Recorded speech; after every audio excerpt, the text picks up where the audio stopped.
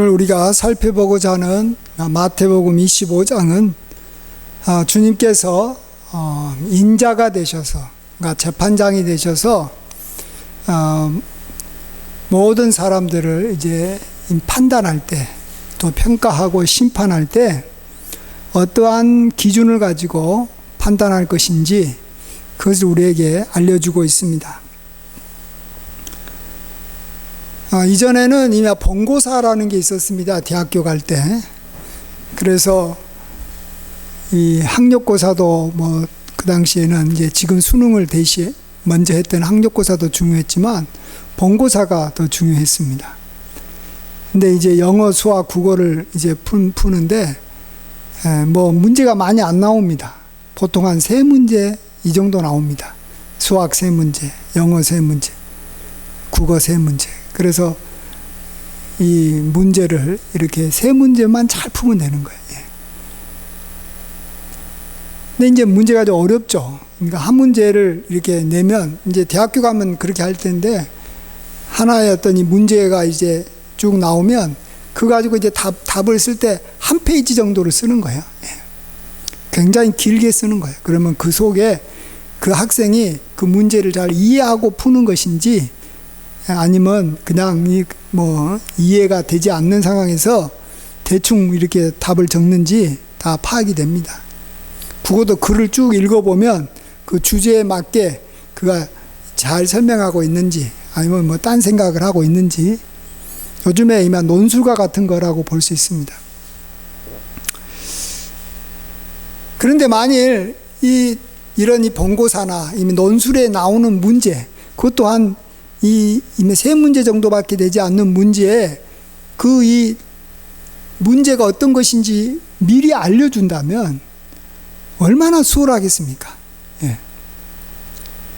대부분 이 세계가 뭔지를 몰라가지고 보통 한 큰 주제로 해가지고 한 20-30개를 준비해야 되는 거예요.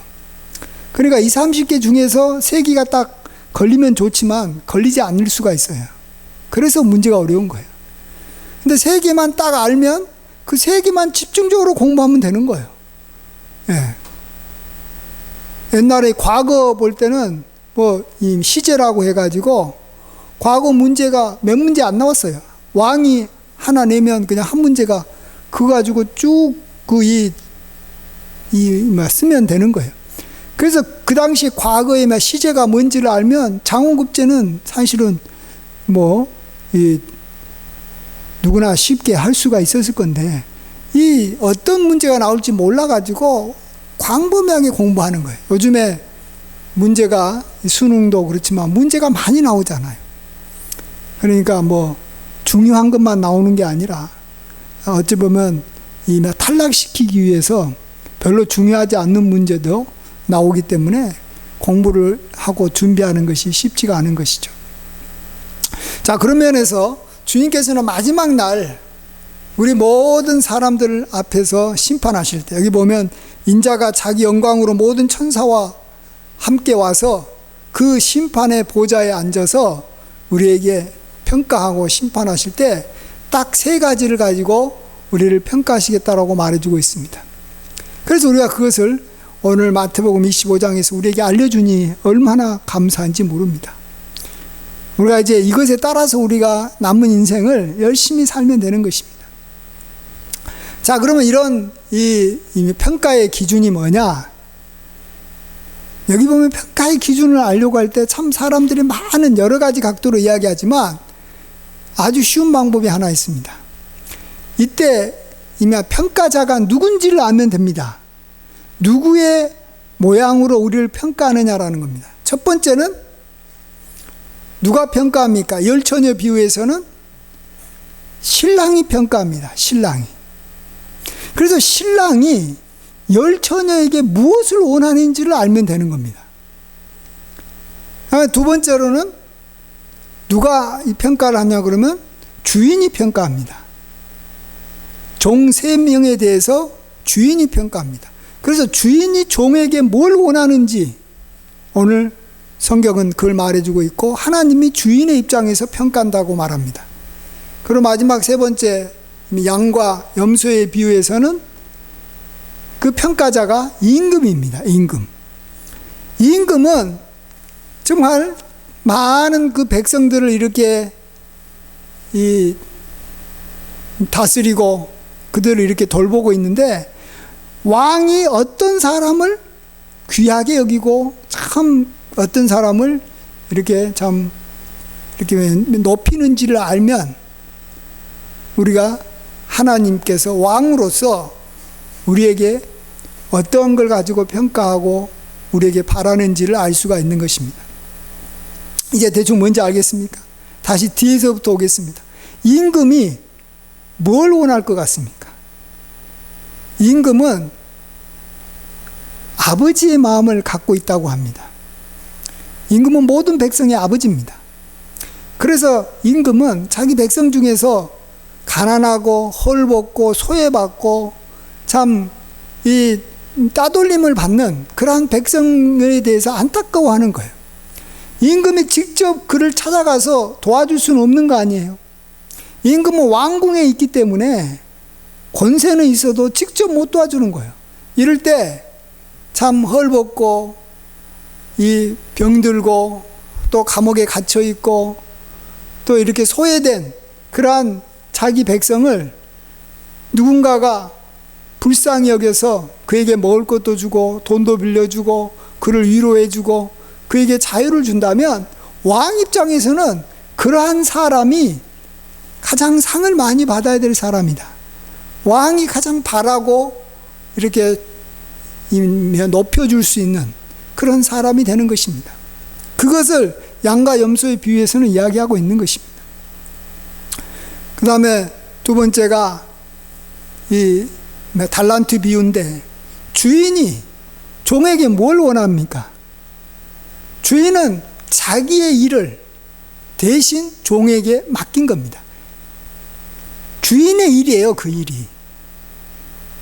그러면 그 일을 맡았던 이 종은 어떻게 해서든지 주인의 그러한 재산을 늘려나가는 것이 주인이 종에게 바라는 거예요. 다른 거 바라는 거 아니에요.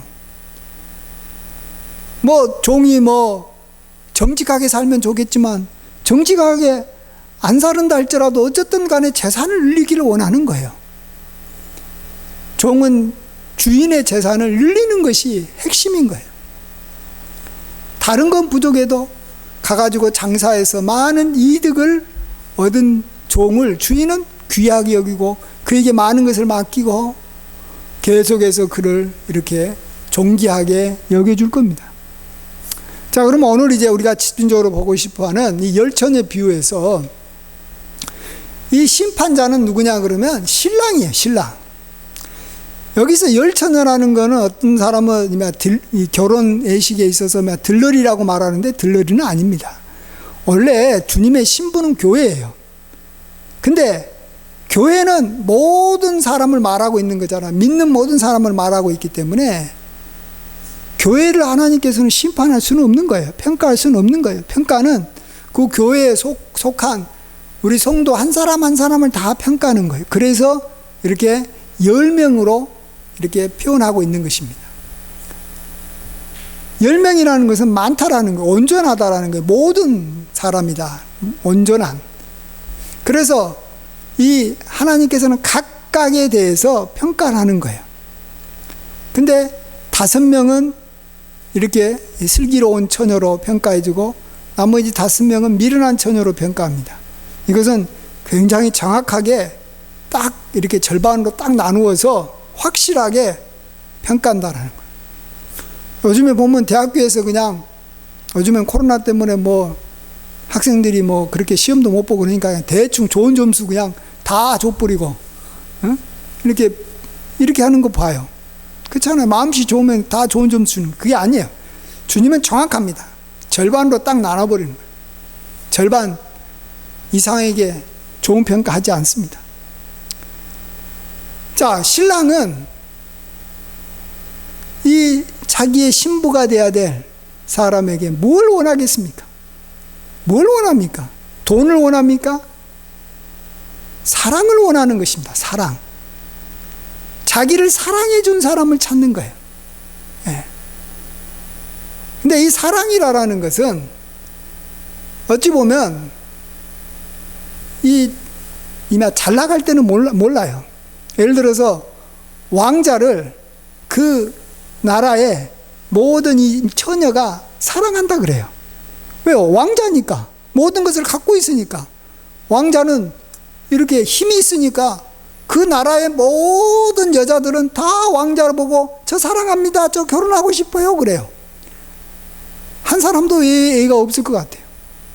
그런데 왕자는 누구를 찾습니까? 자기를 사랑한다고 말을 해도 진정으로 자기를 사랑하는 사람을 찾는 거예요. 예.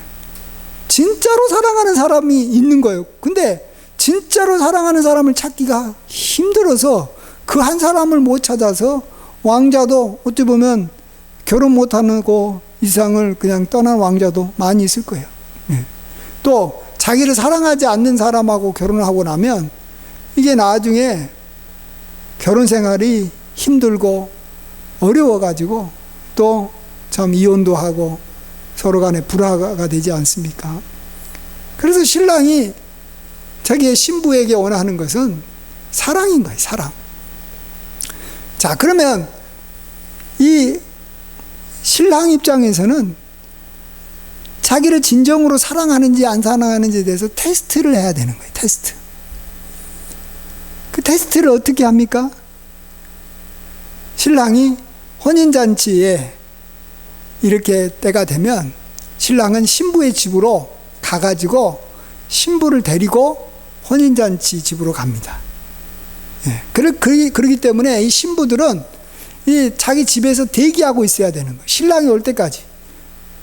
요즘에는 몇 월 며칠 몇 시에 무슨 예식장에서 결혼식 합니다 이렇게 나오지만 옛날에는 신부를 신랑이 어느 날인가는 온다라는 말은 하지만 언제 올지를 통보를 안 하는 거예요. 그래서 대체적으로 이제 결혼이 이제 밤에 합니다. 중동 지역에서는 밤에 해요. 그래서 이제 모든 이 신부들은 대체적으로 이 밤에 결혼식을 하기 때문에 이제 이 신랑이 밤에 올 거라는 걸 알고 이만 등불을 준비합니다. 예. 어두운 길을 이렇게 따라서 이만 신랑의 집이라든지 아니면 혼인잔치하는 그런 곳으로 가야 되기 때문에 등불을 준비할 수밖에 없어요. 그래서 이 열처녀 모두 다 등불을 준비했어요. 근데 이 신랑은 늦도록 안 오는 거예요. 요즘에 한 5시 반 정도 되면 어두워지는데 5시 반이 아니라 6시가 돼도 안 오고 7시가 돼도 안 오고 8시가 돼도 안 오는 거예요. 그러니까 다 꾸벅꾸벅 졸고 있는 거예요. 예. 너무 피곤해서 기다리다가 지쳐서 졸고 있는 거예요. 근데 이 지혜롭다고 하는 이 처녀 5은 등불만 준비한 게 아니라 이 따로 그릇에다가 이 기름을 담아놨어요. 신랑이 너무 늦게 오게 되면 이 등에 있는 기름이 다 타서 없어지면 이 등불이 불을 비추지 못하잖아요. 그러니까 다 이제 이 기름이 달아지면 이 등에 넣기 위해서 또 따로 이 기름을 사가지고 준비해 놨던 것입니다. 반면에 미련하다고 하는 이 처녀는 그냥 등불만 준비했어요. 등불만. 근데 아니나 다를까 신랑은 늦게 왔어요. 아주 늦게 왔어요. 이제 신랑이 준비한 이 혼인잔치의 장소까지 가려면 또 시간이 많이 걸리는 거예요. 그런데 늦게 와가지고 이제 출발하려고 하니까 신랑이 왔다 해서 가려고 하니까 이미 등불만 갖고 있었던 이 처녀들은 가는 도중에 등불이 꺼져버릴 수 있으니까 따로 이 그릇에다가 기름을 준비해 놨던 이 처녀들에게 좀 기름 좀 빌려달라고 말합니다. 그때 이 처녀들이 하는 말이 아니 이렇게 둘 다 이렇게만 나누어다가는 이 신랑을 따라서 혼인잔치 집에 가는 도중에 우리가 다 등불이 꺼져버리지 않느냐. 그러니까 너희들이 빌려줄 수 없으니까 너도 빨리 가서 이 기름을 사가지고 와라. 아마 이 미련한 처녀들도 이 기름 이렇게 살 돈은 있었던 것 같아요. 그래서 이제 기름 사러 이제 가는 사이에 이 신랑이 와가지고 이제 그릇에 이렇게 이 기름이 준비된 그러한 이 처녀만 데리고 혼인잔치에 참석하고, 나머지 이제 기름을 사가지고 와가지고 막 이제는 기름이 있으니까 이제 등불을 받쳐가지고 혼인잔치 집까지 흘러볼 때 알아서 어딘지는 또 알았나 봐요. 또 알아가지고 이렇게 찾아간 이 처녀들이 그 문을 두드리면서 문 좀 열어달라, 우리도 혼인잔치에 참여해서 혼인하게 해달라고 할 때 신랑은 그를 내가 너를 알지 못한다 이렇게 말합니다. 알지 못한다. 자, 우리는 여기서 굉장히 함정이 있어요. 그게 이마 슬기로운 처녀 또 미련한 처녀라는 말을 가지고 우리가 많은 경우에 슬기롭게 이마 등이 꺼지지 않게 따로 그릇에다가 기름을 준비한 사람처럼 우리가 얼마나 슬기롭냐, 슬기롭게 저렇게 행동해야 되지 않느냐 이렇게 생각하는 거예요. 기름을 준비하지 못하고 등만 딸랑 가지고 온 사람은 미련하다. 말은 맞습니다. 그게 말은 맞지만 지혜라는 것이 어디서 생기는 줄 알아야 됩니다. 이 혼인잔치에 참여하려고 어떻게 해서든지 신랑이 늦게 올 수도 있기 때문에 그것까지 만에 하나 준비를 철저하게 했던 동기가 뭡니까? 슬기로워서요? 그건 슬기로운 행동을 한 거죠. 결과적으로 보니까 슬기로운 행동이지만 그렇게 한 동기가 뭡니까? 나는 반드시 그 처녀가 생각하기에 나는 반드시 신랑하고 혼인잔치에 참여해야 된다. 나는 반드시 저 사람하고 결혼해야 된다. 그래서 만에 하나 혹시 생길 줄 모르는 이마 불상사까지 다 대비한 것입니다. 그래서 결과적으로 이 슬기롭게 준비한 거지, 그 동기는 뭐라고요? 사랑인 거예요. 사랑. 신랑에게 이 처녀가 가질 수 있는 게 뭡니까? 사랑인 겁니다. 사랑. 신랑은 그걸 원하는 거예요. 가장 사랑하는 처녀하고 결혼하고 싶은 거예요. 사랑 있는 처녀를 좋아하는 거예요. 자기를 사랑하는 처녀를 좋아하는 거예요. 이걸 또 알 수 있는 게 뭐냐 그러면 이제 신랑이 드디어 온다라는 사실을 알고 이제 신랑이 곧 올 거라는 이야기를 들었을 때, 그렇지만 이제 너무 시간이 많이 지나가 가지고 이 미련한 처녀가 좀 기름 좀 빌려달라고 할 때 그들이 뭐라고 말합니까? 우리가 너희랑 같이 쓰기에는 다 부족할 것 같으니까 너희들이 좀 지금 가서 이렇게 기름 파는 그런 사람한테 가서 사갖고 와라라고 말합니다. 여기서는 자비가 없습니다. 어떻게 보면 좀 불쌍히 여기줘가지고 이렇게 좀 기름 없는 다른 처녀한테 좀 나눠주면 안 돼요? 자기가 결혼하고 싶고 사랑해야 되는 그러한 상대가 있으면 그것에 방해가 된다든지 그것을 하는데 문제가 생길 것 같으면 친구도 없고 아무도 없는 거예요. 어떤 경우에는 막 부모도 없고 어떤 경우는 이 법도 없고 아무것도 없는 거예요. 오로지 결혼 그 하나에 포커스를 맞춰서 모든 것을 이 결혼 하나에만 맞추는 거예요. 왜요? 사랑하기 때문에. 사랑하기 때문에 결혼해야 되니까. 우리 하나님께서는 나중에 우리를 이제 심판하실 때, 평가하실 때, 내가 잘했다, 또 아니면 너는 미련하다, 이렇게 평가할 때, 첫 번째, 다른 거 보지 않는 거예요. 너가 나를 정말로 사랑하느냐? 너가 정말로 사랑하느냐? 신랑이 처녀에게 원하는 것이 뭐겠습니까? 재산입니까? 헌신하는 거예요? 아름다운 거예요? 아니에요. 아무것도 아니에요. 사랑이에요, 사랑. 사랑이 없으면 정말 아무것도 아니에요. 신랑에게는 아무것도 아니에요. 다른 사람한테는 뭐 몰라도 신랑에게만큼은 아무것도 아니에요. 우리 하나님 앞에서 진짜 귀하고 하나님께서 사랑하는 사람이 되게 하기 위해서 우리가 그것을 향해서 내가 정말 하나님을 정말로 사랑하는가. 그래서 제일로 첫 번째 죄는 가장 큰 계명이 너는 마음을 다하고 힘을 다하고 성품을 다하고 목숨을 다하여 주 너의 하나님을 사랑하라. 예. 사랑한다 그래요. 다 하나님 사랑한다 그래요. 하나님의 백성들은. 그러니까 하나님께서 목숨을 다하여 사랑하느냐, 뜻을 다하여 사랑하느냐, 힘을 다하여 사랑하느냐, 마음을 다하여 사랑하느냐라고 다시 질문하는 거예요. 예수님께서 베드로한테도 너가 이 사람들보다 나를 더 사랑하느냐, 그냥 사랑하느냐고 묻지 않는 거예요. 너가 여러 사람들 중에서 나를 이 사람들보다 더 사랑하고 진짜로 나를 최고로 여기느냐, 이렇게 질문하고, 베드로가 내가 주를 사랑하는 줄 주께서 아십니다라고 답변해도 또 다시 확인하기 위해서 두 번째 또 질문합니다. 내가 정말로 이 사람들보다 나를 더 사랑하느냐. 그렇다고 해도 또 다시 질문합니다. 왜요? 이 사랑이라는 영역에 있어서는 정말 우리가 진정으로 깨어 있어야지, 그렇지 않으면 우리가 우리 자신을 속이기가 쉬워요. 특별히 멋있고 힘있고 능력 있는 사람에 대해서는 더더욱 그러는 거예요.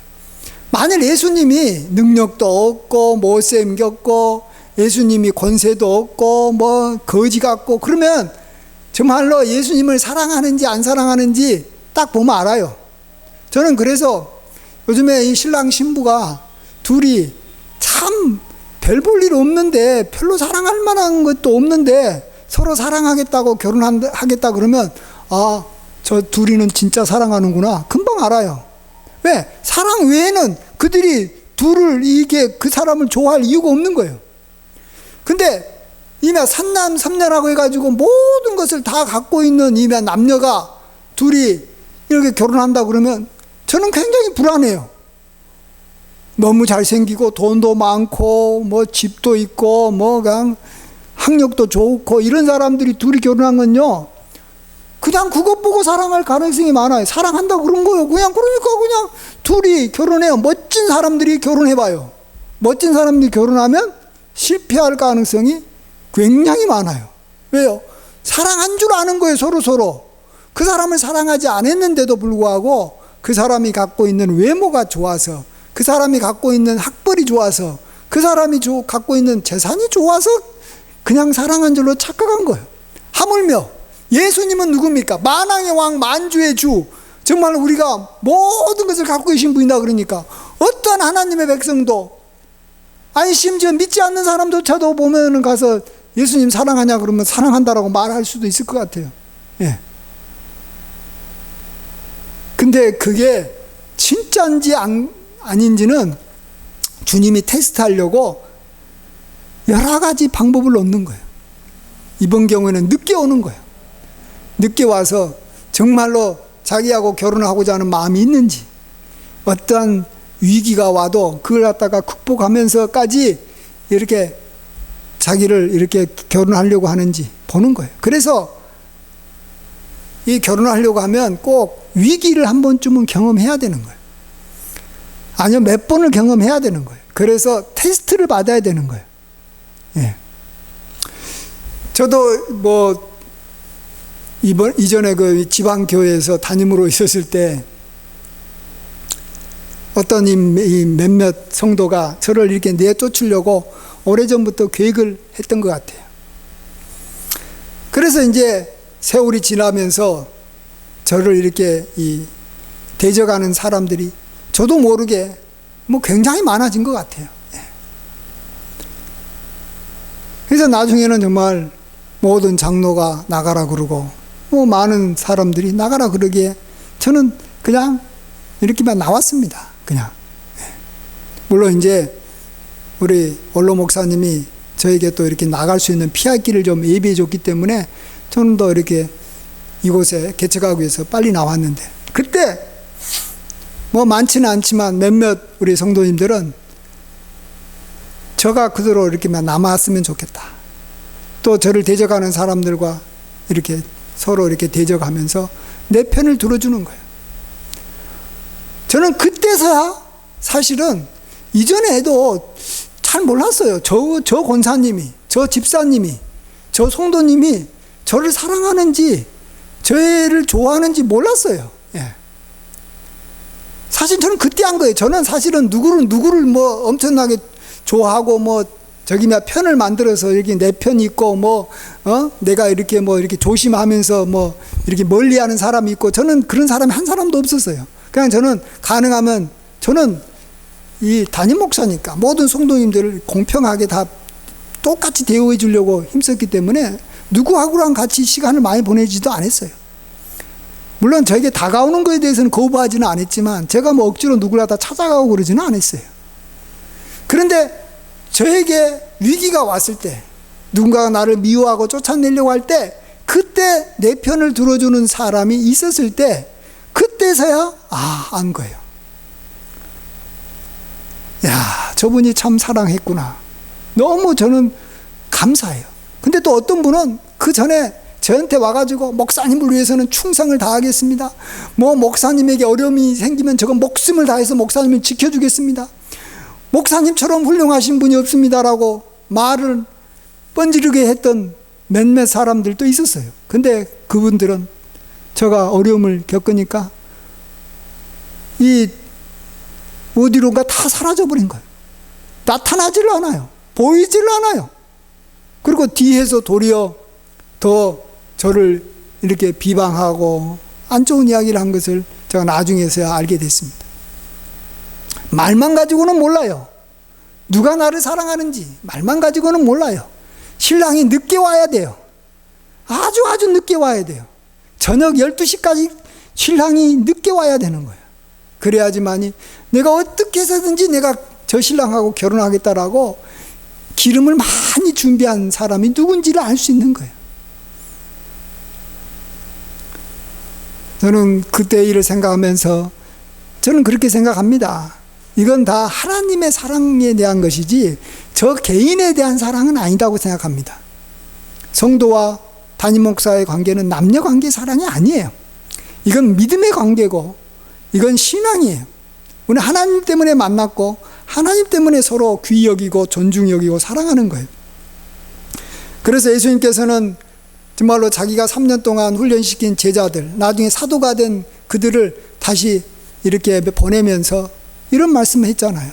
너희를 영접하는 자는 나를 영접하는 것이고 나를 영접하는 자는 나 보내신 이 하나님을 영접하는 것이다. 그래서 정말 하나님께서 보내신 주의 종을 영접하고 사랑하는 것은 결국은 예수님을 사랑한다라는 거예요.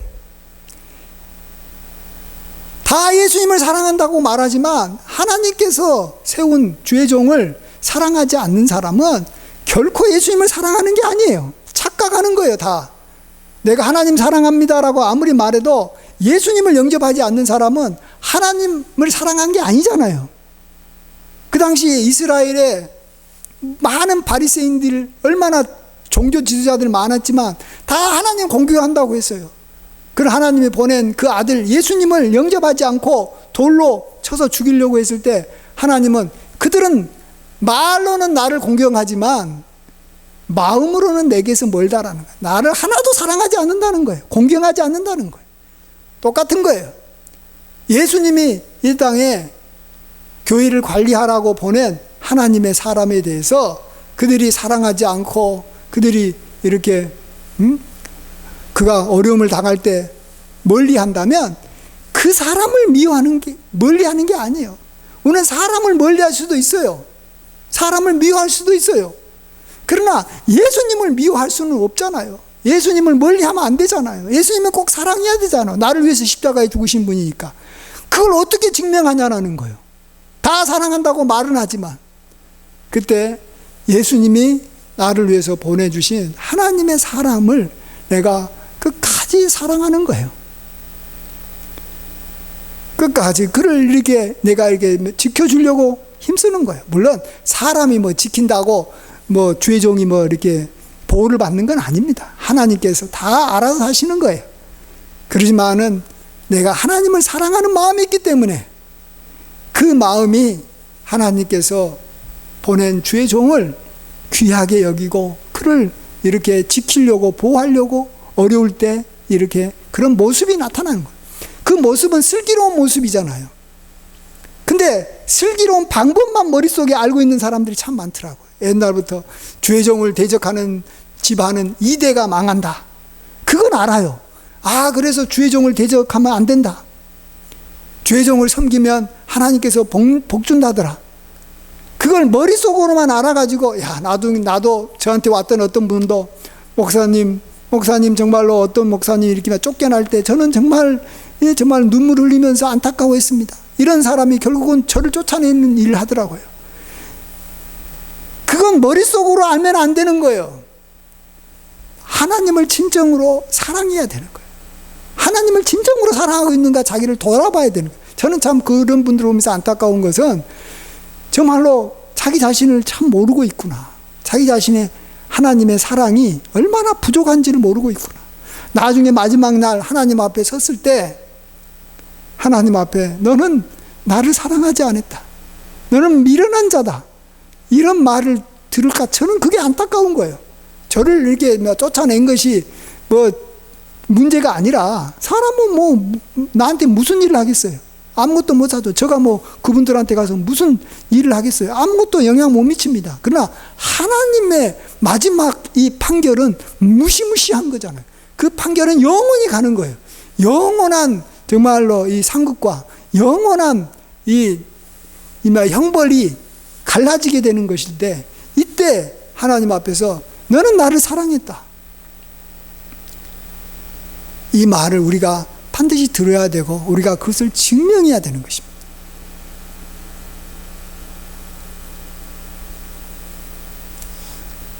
이제 뭐 더 이상 뭐 제가 뭐 말할 것은 없고 우리 같이 한번 찬송가 우리가 잘하는 거 내 구주 예수를 더욱 사랑 한번 부르고 마칩시다.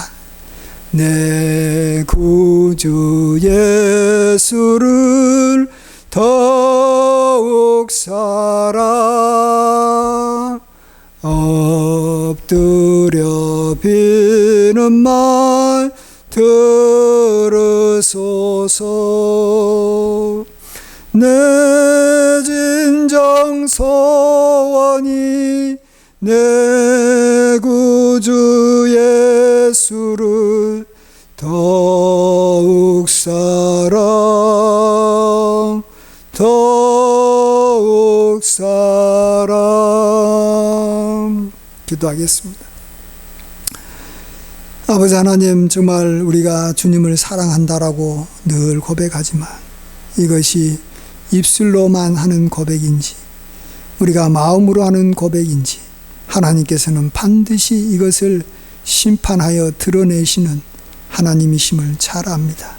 주님은 우리의 외모를 보지 아니하시고 우리의 중심을 보시고 우리가 진정 주님을 사랑하는지 그러지 아니하는지를 불꽃 같은 눈으로 다 알고 계셔서 오늘 아버지 하나님이시여 정말로 신랑하고 결혼한답시고 이렇게 5명이 다 등불도 준비하고 신랑을 기다리고 있었지만 신랑이 더디 올 때 정말로 그들은 기름을 가지지 못해서 결국은 혼인잔치에 참여하지 못하고 주님이 그들을 보고 하는 말이 내가 너를 알지 못한다라고 했습니다.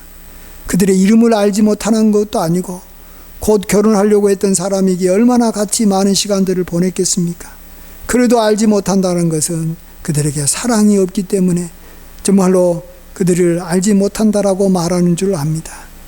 아버지 하나님, 주여 우리가 주님에게 무슨 일을 했든지 무슨 생각을 했든지 그것이 그 어떤 사랑보다도 중요할 수는 없다라는 것을 잘 알고 정말로 우리가 주님을 더욱 열심히 사랑하고 이전보다 더 사랑하고 특별히 하나님께서 저희들에게 세워주신 하나님의 사람을 영접하고 그들에게 물 한 모금이라도 이렇게 마시우게 함으로 우리의 상급을 잃지 말고 하나님을 사랑하는 자로 우리가 인정받게 하여 주시옵소서.